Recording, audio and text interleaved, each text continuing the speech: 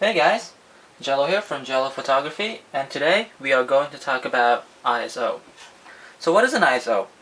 ISO basically dictates how sensitive your camera's sensor is to light. Now what that means is that ISO basically determines how efficiently your camera's sensor will gather light when taking a picture. So for example, say you are in a fairly low light situation and you want to take a picture. If you want to take a picture in that situation and your ISO setting is a bit low, then your camera will find it hard to expose the picture properly, and to compensate, your camera will most likely raise your shutter speed, meaning make your shutter speed go longer to compensate for this lack of sensitivity to get a proper exposure. Now, one way to fix this is that you can raise your ISO to a higher setting, so that your camera's sensor will be a bit more sensitive to light. So if you take a picture in that situation with a higher ISO, then your camera sensor will pick up the light in that situation much more efficiently and much faster than it would in a lower ISO setting, so that it will have a proper exposure much faster than before. So, how do you set your ISO in your camera? Well, it depends on what camera brand you're using. Some camera brands, like I think Nikon in their entry-level cameras, DSLR, make you go to a menu, go to a menu in here and set the ISO from here. Some brands or some models and some brands have a dedicated button for ISO, just like this Canon Rebel XS here.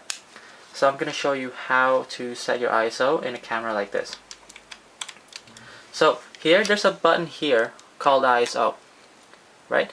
So if you want to change your ISO, simply press that button and you are going to see this menu.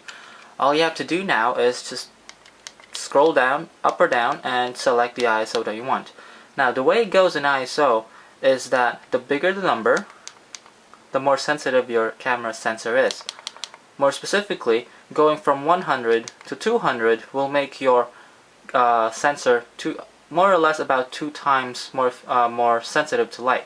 So, if you go from 100 to 400, you can see that your camera's sensor will be about 4 times more sensitive than before. So, to demonstrate this, I'm going to meter in this general area here in ISO 100, and I have set my aperture to 5.6. So if you know apertures already, 5.6 is a fairly small opening for the lens. So I'm just going to do a quick metering in this general area here. There. And it's telling me that, okay, sorry, there. In this general area here, I need about 0.6 or 0.8 seconds to have a proper exposure. Now that's pretty slow, especially if I'm hand holding this camera. If you take a picture in that situation, you are most likely going to have a blurry picture. So let's try to fix this by increasing the ISO. So I'm at ISO 100 right now. So let's go to ISO 800. Sorry, that was my phone again.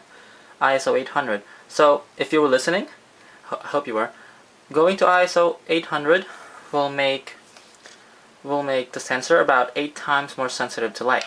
So before it was 0.8 of a second, right? So, oops, sorry, do a quick metering here. Now it's saying that I have about 1/13 of a second to get a proper exposure. So you can see that that's a big improvement. So we went from 0.8 of a second, which is almost a second, to 1/13 of a second, which is a lot faster than before. It's still pretty slow for handhold photography, but if you have a pretty steady hand, that's a big improvement. So that's what happens when you raise your ISO. But it's pretty good if you think about it, right? If you're pretty low on light and you need to capture something and want to take that picture in a fairly fast manner, then you can just raise your ISO. But there's a trade-off. See, nothing's free in everything in this world, right? What happens when you raise your ISO is you get more noise in your picture. What I mean by more noise is that you get like static in your picture. It's like grain. Like when you look at a picture, you get more grain. So the higher the ISO, the more grain you get in your picture. So I guess I'll demonstrate that here. I am going to take a picture at ISO 100. At ISO 100. Just quickly here, let's take a picture of this lens cap here. I'm gonna focus on this. Okay, that's pretty good. Alright, so here's the picture that I got with ISO 100. Now since it's ISO 100, I got a pretty slow shutter speed, and because of that I have some blur in my picture here. But that's not what this demonstration is all about. If you look at the whole picture, you will see that there's not much grain. I mean, if you can see anything, I don't even see any grain in this picture. So if you look at it, it's pretty even. Now, now let's raise the ISO to the maximum that my camera can go to, ISO 1600. So now I'm at ISO 1600.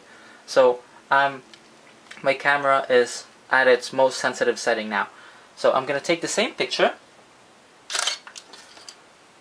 There, you will realize that the picture was taken a bit faster than before because, you know, the